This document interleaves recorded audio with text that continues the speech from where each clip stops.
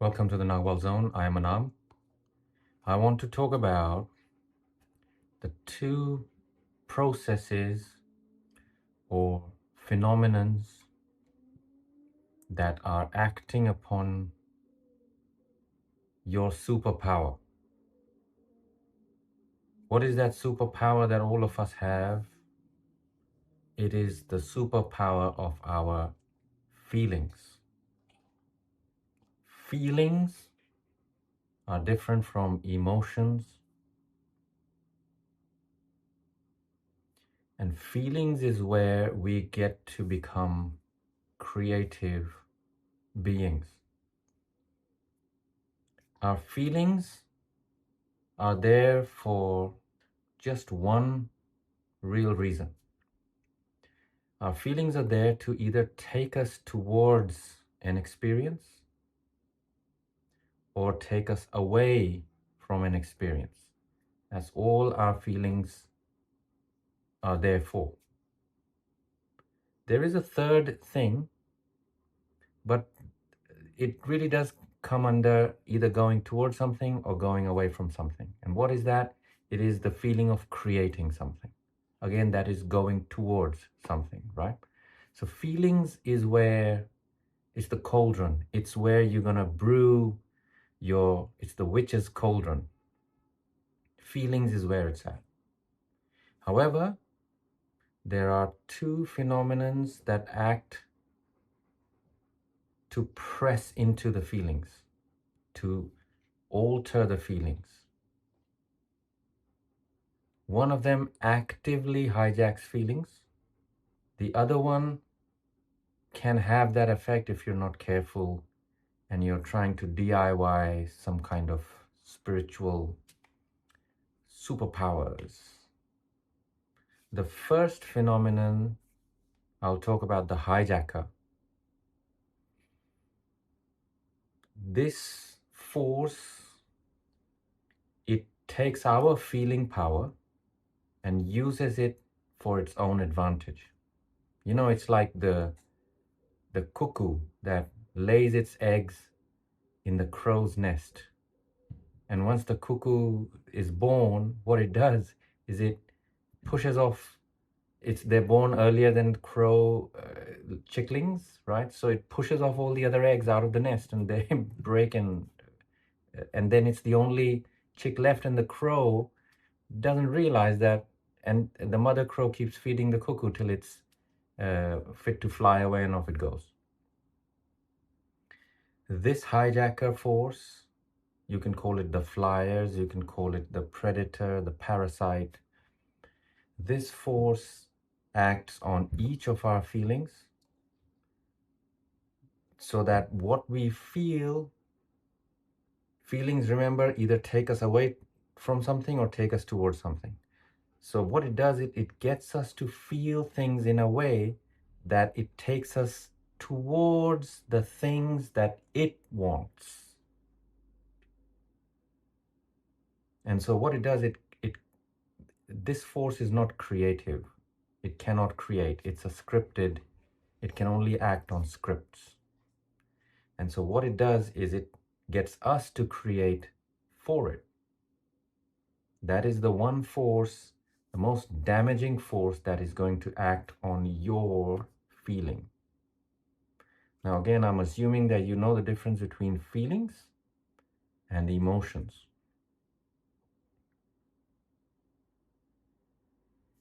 Feelings,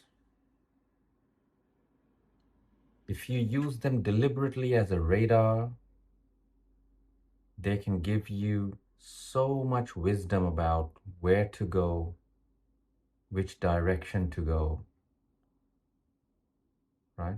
But what happens is that this force is busy hijacking all that stuff, emotions and feelings both. And because we are not taught the science and technology of the inner world, we are not taught in these so-called schools, which are really indoctrination camps for children. They're just horrific. We're not taught anything of value. We're not taught how to harness our feelings for our own advantage, for our own benefit, for the benefit of the environment, for the benefit of others, so that we can all live in an harmonious existence. What this force, the first thing this force does is to create feelings of competitiveness. It pits us against each other, even as children in these so-called schools, right? Now, a little bit of that is very good because nature itself is a competitive phenomenon. So we need to know how to deal with competition. Absolutely. But if that's all that we know as we're growing up, then that's a big problem. So as our feelings are hijacked, we ourselves are left with nothing. And I want you to take back that ability to feel deeply and put it in your everyday life. Start practicing feeling deeply. Allow yourself to feel things deeply. Don't numb out. Numbing and dumbing are the same thing. If you're numb to your feelings and you claim to be an intelligent human, let me tell you that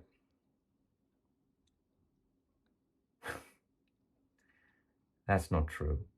You're just a laughable specimen. If you cannot feel deeply and act according to those feelings and make wise decisions according to your gut feelings, and you say, I'm very intelligent, I've done 5 PhDs and 50 more are coming down the pipeline, I literally sleep in the university. You are literally a waste of space. Let me be the first to congratulate you on investing your precious time, money, energy, and making yourself more stupid by the year. And then you wear that stupid hat with the square on top, which is the mortar. It's a Freemason thing with this black gown, and and you feel very intelligent. You should be feeling very stupid. That how comes I have wasted so much of my precious life, right? So beware, keep your feelings with you. It's a separate video to talk about what are feelings, how to deal with them, this, that, all the rest of it. The second force, the second phenomenon that I have noticed a lot of so-called spiritual people, they can fall into this trap. And that is the non-duality practitioners, the non-duality club. You'll find a lot of these kind of teachers on YouTube teaching non-duality. We are non-dual. We are awareness. We are pure awareness. We are the witnessing awareness. And they just love hearing themselves probably, and everyone else is loving hearing themselves. They're all sitting in silence, and it's so lovely. And the camera pans, and oh yeah, it's so lovely, isn't it? Right? The practical effect of that, what I have seen, is that level of being present, if you don't know what you're doing, and a lot of these so-called teachers, a lot of them, lots of them with names, books have been published, and thousands of fans and followers, and retreats are booked out, and if you don't know what you're doing, you're in danger of sacrificing your feelings and swapping them with this incredible Zen awareness. And what happens is these people literally stop feeling anything. They're too busy being Zen, because that is the effect of being present. Look, awareness itself, it does not care whether you live or die, whether you're happy or sad, whether you love someone or don't, whether you're busy destroying yourself or destroying others, whether you're hurting children, awareness itself doesn't care. All this non-duality, Advait, woohoo, it doesn't care about any of this. Okay, it simply is. End of. So what people do is they abdicate responsibility, spiritual, ethical responsibility, because no one teaches them how to handle all that. And they run towards this non-dual club where they sit and we're all very present and and it's this moment, and that's all good. That's very accurate. It is this moment. But if you're not balancing it, if you're not finding the middle point between your ability to feel deeply, feel frustrated, feel disappointed, feel angry, feel the rage, feel the happiness, feel the joy, the contentment, the victorious feeling of overcoming something in your life, and feel it. If you cannot feel, you cannot have personal power. You will not be a powerful human being. If all you've managed in your life, and that's fine for most people, that is quite difficult, is just be present and have those infinite eyes, you know. If that's all you can manage, and that's fine, be aware that you don't stop there. You don't put your flag there and go, right, I've arrived, I'm enlightened, right, off I go. I'll start giving seminars, write books, get me followers, get me chicks for free, right? No, no, no, no, no, no. You cannot allow that practice, and you should be practicing being present and aware and relaxed and alert. You cannot allow that to, you can't hide behind that to run away from your feelings. That is not a place to hide, because that place, it doesn't care. It cannot care. It simply is. It's neither dead nor alive. There's nothing happening there. So yes, initially it can feel a big relief, right? You step out of the swamp, you're going to go on dry land. Of course, you're going to feel relief. However, that is not where you live life. Be aware of this. That is not where you live life. You live life feeling intensely and being present intensely. That's where life is lived. That's when you're a badass.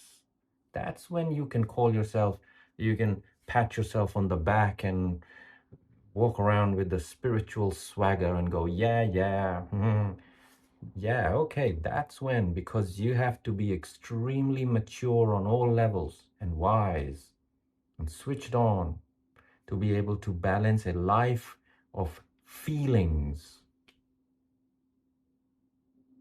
and yet remain calm, alert, relaxed, present, all those things. This topic can go very deep, but I'll end it here. I want you to beware of these two phenomenons, forces, whatever you want to call it, that are going to act upon your ability to feel. Your ability to feel. You've got to allow yourself to feel. Most feelings these days are going to hurt. I will not mince those words. They're going to hurt. Most feelings, 90% of your feelings, if you really get in there, they're going to hurt. But that's the age, that's the environment we live in. This environment has one definition: loneliness, isolation. That's the way it is. I can make separate videos if you want. Let me know in the comments. If you want me to make videos on these other topics, I can, no problem. Better still, come to the master classes. They not only help fund my own music and singing and all that other creative stuff. They're also very deep, you can really go deep in these topics. On that note, thank you for making it this far in the video. Thank you for your time and attention. I will see you in the next video.